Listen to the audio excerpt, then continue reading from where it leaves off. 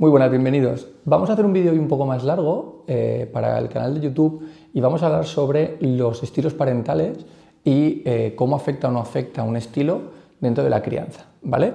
Bueno, yo no voy a irme a cosas como súper teóricas. Si queréis luego podemos comentar o podemos dejar recomendados libros y sitios donde haya una parte como mucho más teórica, o incluso hacer otro vídeo que tenga que ver con aspectos teóricos para terapeutas que quieran explorar más este área. Pero para entendernos nosotros, lo que vamos a hablar es: ¿importa el estilo que yo elijo a la hora de educar a mi hijo? Y yo aquí os diría que lo más importante es la elección del estilo, pero el compromiso con esa elección. Es decir, podemos elegir un estilo más liberal, o podemos elegir un estilo un poco más autoritario, o podemos tener un estilo de más negociación o de menos negociación, y entonces entraríamos en un contexto donde en cada una de las situaciones cómo se aplica ese estilo, ¿no? Entonces, imaginemos que elegimos por un momento un estilo un poco más de libertad y de libre albedrío para un niño o un adolescente, ¿vale? Y vamos dejando que sea él el que vaya tomando decisiones. ¿Cuál es el riesgo que asumimos? El riesgo que asumimos es que se equivoque. Evidentemente, en la equivocación está el aprendizaje, pero ¿qué ocurre cuando esa persona empieza a tomar una cadena de decisiones, ya no solo una decisión, sino una cadena de decisiones, y el padre o la madre acaban sintiendo que esa cadena le alejan de su mejor futuro o del futuro que había calculado el padre, que sería el máximo desarrollo de sus capacidades? Esto es una frase continua que escuchamos aquí en terapia sobre: no, es que claro, mi hijo, con lo listo que es, podría estar usando su inteligencia para. Entonces, ¿qué tengo que asumir si elijo un estilo de más libertad? Tengo que asumir la ansiedad que viene con esa libertad por parte de los padres. Es decir, la necesidad de los padres de tener las cosas bajo control va a tener que ser gestionada por ellos. Entonces hay muchos padres que acuden a terapia precisamente para poder gestionar, que quieren dar esa libertad, pero sienten ansiedad cuando la dan. ¿Elijo un estilo más directivo o elijo un estilo más rígido, de límites más firmes? También es sensacional. Es decir, al final, nosotros cuando decidimos poner un límite, no estamos hablando tanto de qué es un límite en el sentido de cuál es la norma, sino estamos hablando de qué ocurre si tú te saltas esa norma. Por lo tanto, yo puedo poner muchos límites. ¿Qué tengo que asumir como consecuencia de ello? Bueno, que mi hijo se frustre más y haya igual más tensión emocional en muchas situaciones, y no pasa nada. No seré un padre que tenga ese rol de padre tan cercano o que tenga ese rol de padre tan guay, pero sí que conseguiré la admiración por otro lado. Ahora, si quiero tener ese rol de padre tan cercano a la vez que quiero poner límites, empezaré yo a crear unas dinámicas muy patológicas donde mande un mensaje muy contradictorio. Sí, elige lo que quieras, pero no es cierto. Entonces, también tenemos muchos niños que acuden a terapia diciendo: no, mi padre te va a decir que yo puedo elegir lo que yo quiera. Pero es mentira, porque él me da a elegir cualquier opción, pero sin embargo yo sé que perfectamente me está diciendo que hay una opción válida y otras muchas opciones donde él me deja equivocarme. Por lo tanto, acompañar a un niño a desarrollarse requiere de nosotros que lo que nosotros hagamos sea muy congruente continuamente, y que sobre todo sea muy congruente a nivel emocional. Una cosa de la que muchas veces hablamos en terapia es que los adolescentes y los niños identifican muy rápidamente las emociones de sus padres o de sus cuidadores, ¿de acuerdo? En 0,2 segundos los hijos saben perfectamente qué ha sentido el padre y lo preguntan: ¿te has enfadado? ¿Te ha molestado? ¿Esto te disgusta? Y entonces la congruencia también pasa por una sinceridad muy bestia del adulto hacia el propio adulto, donde podamos decir: sí me ha enfadado, no pasa nada, ahora se me pasa. O sí, me ha decepcionado, pero no tiene que decepcionarme, lo que pasa es que lo he sentido así. Pero si yo le digo al niño que eso que ha sucedido no ha sucedido, pues al final lo que se genera es una situación donde el niño se siente muy confuso. Permitidme, os pongo un ejemplo de este tema de la confusión, que para mí fue muy representativo. Yo tuve un paciente que me explicaba cómo había sido el inicio de sus problemas emocionales, ¿vale? Él iba al colegio y decía: hay un examen, y él sacaba un 8. Entonces salía del colegio y le decía a su madre, con 6, 7 añitos: mamá, estoy muy contento, he sacado un 8. Y la madre le decía: bueno, pero has sacado un 8, pero hay mucha gente que ha sacado un 10. Y él decía, no, yo le he preguntado. Y la madre decía, bueno, yo creo que sí. Entonces él volvía a clase y decía, ¿qué habéis sacado? No, un 8. Entonces volvía, no, pero yo creo que han sacado todos 8. No, te están mintiendo. En realidad, la gente ha sacado un 10 o en realidad tendría que haber pasado tal cosa. Y entonces al final el niño acabó creando una sensación de, vale, pero lo que yo veo y lo que me dicen es contrario. Entonces él me ponía múltiples ejemplos. Mamá, ¿te has enfadado? No, eso no me ha enfadado. Vale. Mamá, ¿estás triste? No, no, yo no estoy triste. Vale. Entonces él dejó de discutir, pero fue adquiriendo una conciencia de que él interpretaba mal la realidad. De que, ¿no? Un poco como si yo te digo, mira, estos árboles son rojos, y tú me dices, no, no, son verdes. Y yo empiezo a confiar más en tus ojos que en los míos.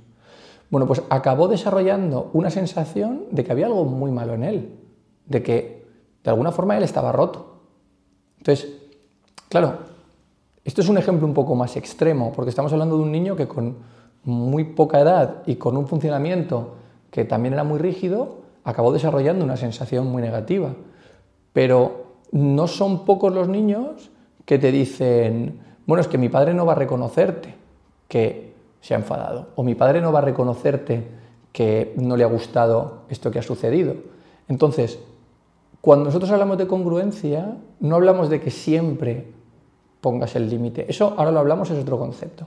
Hablamos de que la congruencia es que tú seas congruente con lo que tu hijo ha visto en tu cara o con lo que tu hijo ha visto o con lo que tú has dicho que pasaría. Y eso es muy difícil. Hay muchísimos adultos que lo intentan y hay muchísimos adultos que fracasan a la hora de ponerlo en marcha.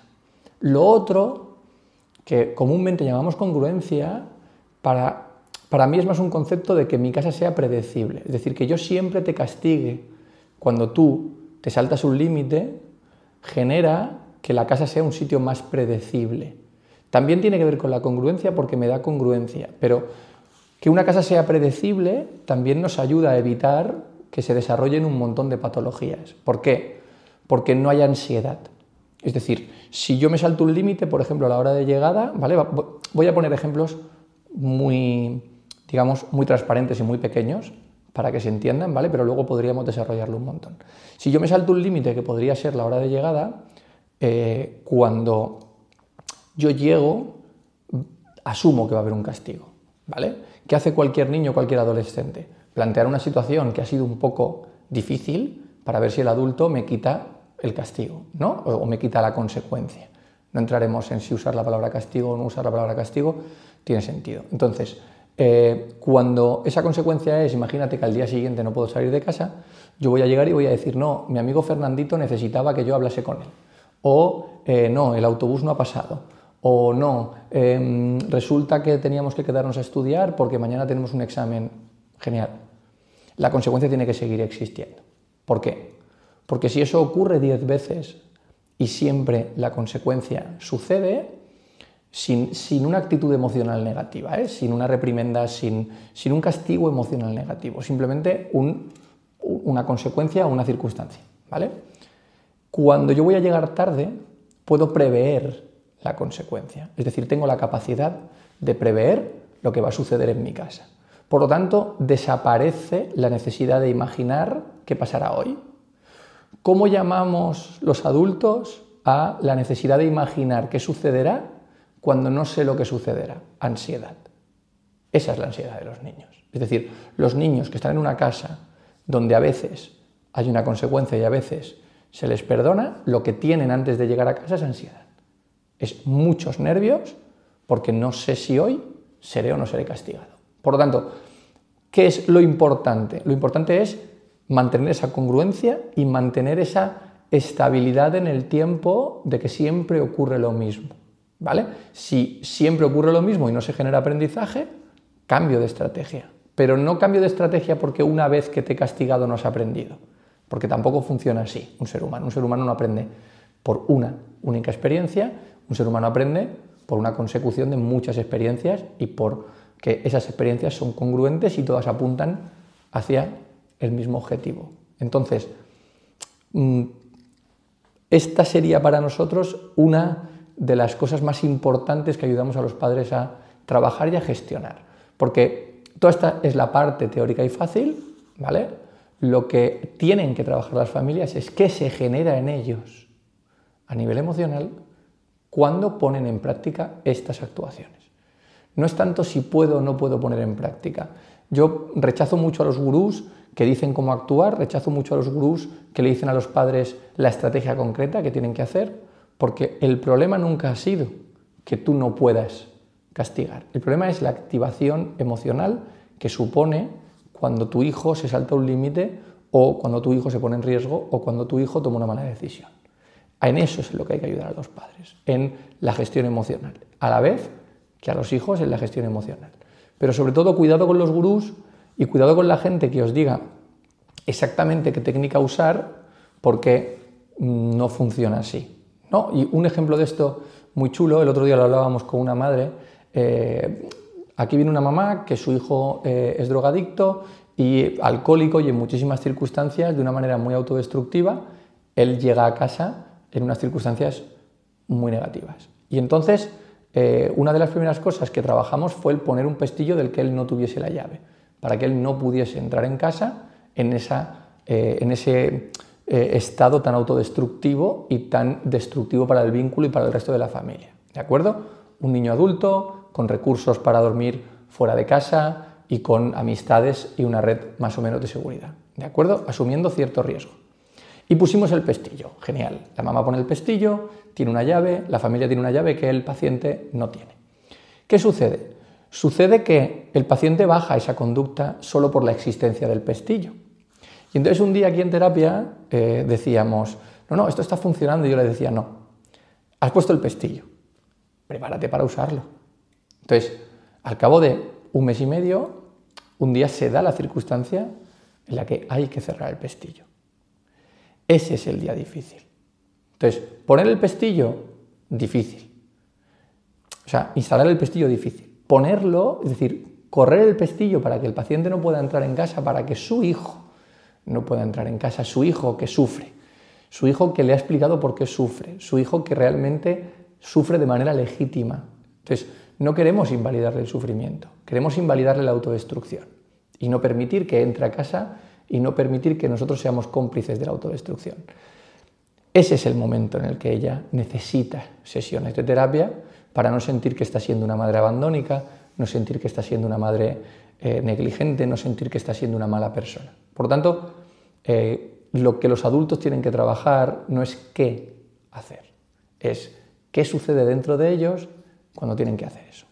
Iremos subiendo vídeos, iremos contando experiencias más concretas, hay casos muy chulos, intentaremos no ser como muy largos en el tiempo, iremos haciendo entrevistas a otros trabajadores también del sector de la salud o incluso de otras áreas de la educación, pero un poco intentaremos transmitiros nuestra filosofía e intentar generar una comunidad de personas que quieran realmente aprender cuál es el mundo emocional que hay detrás de la crianza, no solo intentar perfeccionar una crianza que no va a ser perfecta bajo ninguna circunstancia. Así que nada, si os ha gustado, suscribiros, darle a like y continuaremos creando contenido de este estilo. Un saludo.